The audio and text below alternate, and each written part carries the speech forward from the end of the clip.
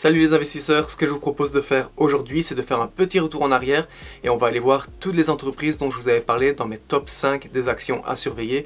Série que vous aimez énormément sur la chaîne puisque ce sont les vidéos qui font le plus de vues. Donc à travers ces vidéos, on va regarder le prix du cours de l'action au moment où je vous en ai parlé et le comparer au prix d'aujourd'hui, voir si ça a baissé ou si ça a chuté. Donc aujourd'hui, on va discuter, ce sera une vidéo un petit peu différente, j'espère que ça vous plaira. C'est parti!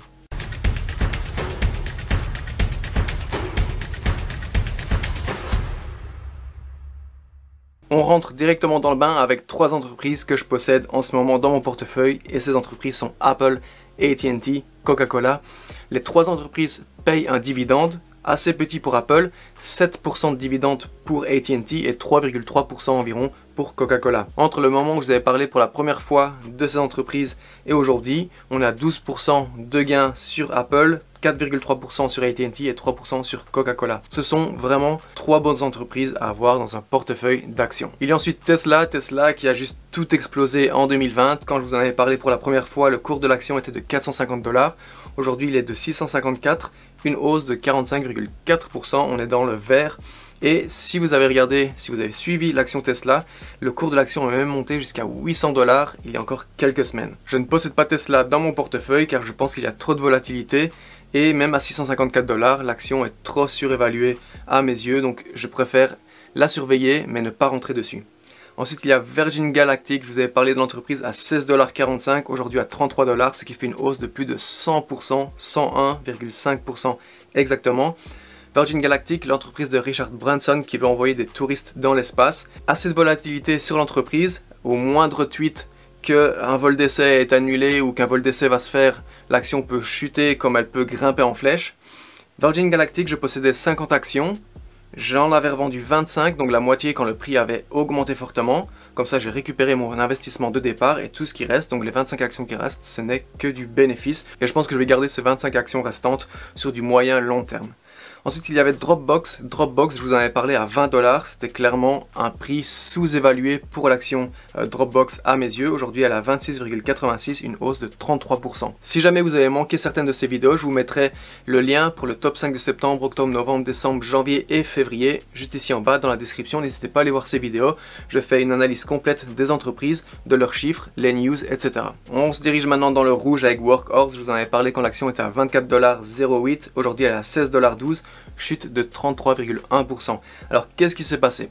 Je vous avais parlé à ce moment-là de Workhorse, je pense que c'était au mois de novembre, parce qu'il y avait énormément de hype autour de l'entreprise. On avait vu le cours de l'action passer de 10 $ à 30 $, redescendre à 15 $, repartir à 30 $, car l'entreprise était dans l'attente de l'annonce du contrat de USPS. USPS qui est le service postal américain, qui voulait renouveler tous ses camions et camionnettes et qui voulait se diriger vers des véhicules électriques.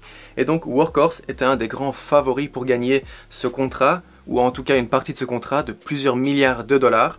Donc c'est pour ça qu'il y avait beaucoup de hype autour de l'entreprise. Et il y a 2 semaines, USPS a annoncé que Workhorse malheureusement n'allait pas avoir le contrat, que ça allait être donné à 100% à l'entreprise de véhicules électriques Oshkosh.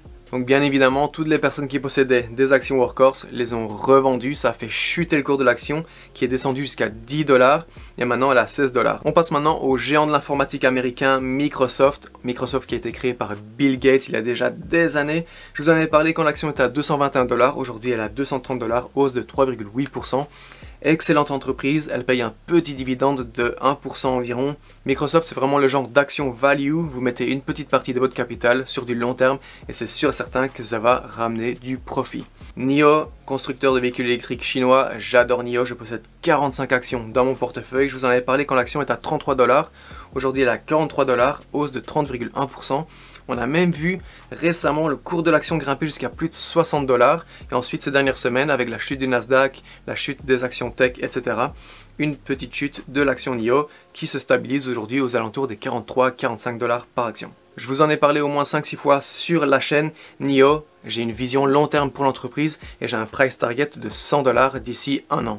Ensuite, Etsy, une plateforme de vente en ligne où des gens comme vous et moi peuvent mettre leur création en vente. 126 $ quand je vous en ai parlé, 215 $ aujourd'hui, hausse de 70,4%.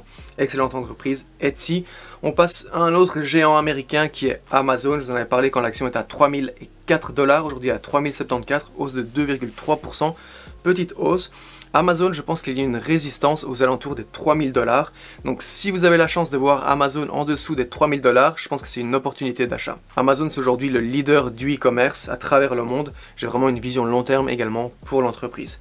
On passe maintenant à PayPal, encore un géant, mais celui-ci des paiements en ligne à 187 $ quand je vous en avais parlé. Aujourd'hui, l'action est à 241 $, ce qui fait une hausse de 28,5%.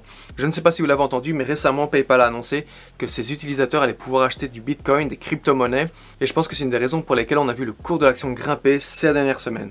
AstraZeneca, je vous en avais parlé quand l'action était à 50,62 $, aujourd'hui à 49,21 $, ça fait une petite chute de 2,8%. AstraZeneca, je surveille l'entreprise honnêtement, mais je ne pense pas que je vais investir. Si demain il y a une mauvaise nouvelle qui tombe à propos du vaccin AstraZeneca, le cours de l'action va s'effondrer. Si au contraire il y a d'énormes choses positives qui arrivent à propos du vaccin, on pourrait voir le prix grimper en flèche. Trop de volatilité pour moi. Je la surveille, mais je pense que je ne vais pas investir dessus et je ne conseille vraiment pas d'investir sur AstraZeneca en ce moment. DraftKings qui va peut-être être un des leaders du pari sportif aux États-Unis, puisque de plus en plus d'États sont en train de légaliser les paris sportifs. Je vous en avais parlé quand l'action était à 50,78 $, aujourd'hui à 71,98 $. Ça fait une hausse de 41,7% du cours de l'action. J'aime beaucoup l'entreprise DraftKings, mais je pense qu'aujourd'hui à 71 $, c'est peut-être un peu trop surévalué, donc encore une fois, elle est dans ma liste de surveillance, mais je ne pense pas investir sur l'entreprise aujourd'hui. On passe maintenant à une autre entreprise de véhicules électriques, chinoise également, XPeng. Vous en avez parlé quand l'action était à 52 $, et là c'était clairement une erreur de ma part parce que l'action était trop surévaluée. Aujourd'hui elle est à 37,48 $, moins 28,4%, c'est dans le rouge. Et honnêtement, même à 37 $, je pense que c'est encore trop surévalué. J'aimerais bien voir XPeng aux alentours des 20-25 $. Donc XPeng, petite erreur de ma part, c'est comme ça. Je vous montre tout ça en toute transparence. C'est très bien de parler des actions quand elles sont dans le vert, mais il faut montrer également quand je me trompe et que c'est dans le rouge. Ensuite, Salesforce, je vous en avais parlé quand l'action était à 241 $, aujourd'hui 212 $, chute de 12,1%. Je vous en avais parlé car je possédais des actions de l'entreprise Slack et Slack avait été racheté par Salesforce. Et du coup, ça n'avait pas trop plu aux investisseurs de faire un achat d'une telle ampleur et je pense que c'est une des raisons pour lesquelles on voit le cours de l'action Salesforce diminuer un petit peu en ce moment. Salesforce à 212 $ avec un price target selon les analystes de 260-280 $ par action. Je pense qu'aujourd'hui, on a une énorme opportunité pour entrer sur l'entreprise, sur l'action, avec un gain potentiel sur du moyen court terme d'environ 20 à 30%. Macy's, grosse chaîne de magasins, plus de 850 magasins aux États-Unis, avait énormément souffert de la crise sanitaire avec la fermeture de tous les magasins. Le cours de l'action avait chuté à moins de 10 $. Je vous en avais parlé quand le cours était à 11,25 $. J'avais acheté 60 actions Macy's. Aujourd'hui, l'action est à 18,71 $, une hausse de 66,3%. Macy's, quand c'était aux alentours des 10 $, c'était clairement sous-évalué et je savais que le cours de l'action allait grimper vers les 20 $. Donc j'avais bien fait à ce moment-là de vous en parler et également de prendre des actions pour moi, pour mon portefeuille, puisqu'on est aujourd'hui à 66,3% de gain.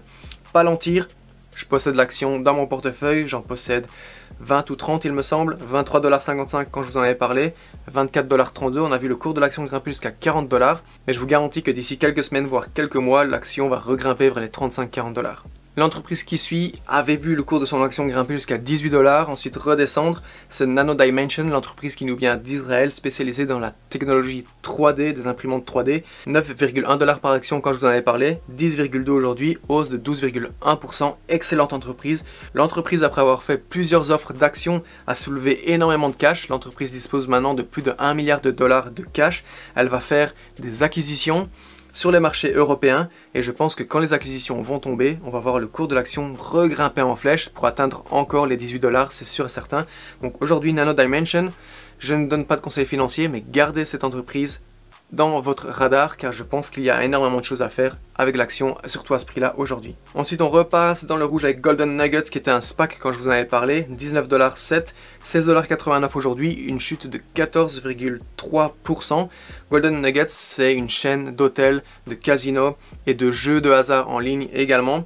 aux États-Unis. Tout comme DraftKings, je pense que l'entreprise va profiter du fait que les États-Unis sont en train de légaliser de plus en plus les paris sportifs et les jeux de hasard. Surveillez bien l'action, l'entreprise, parce qu'aujourd'hui à 16 $, je pense qu'il y a quelque chose d'intéressant à faire avec Golden Nugget.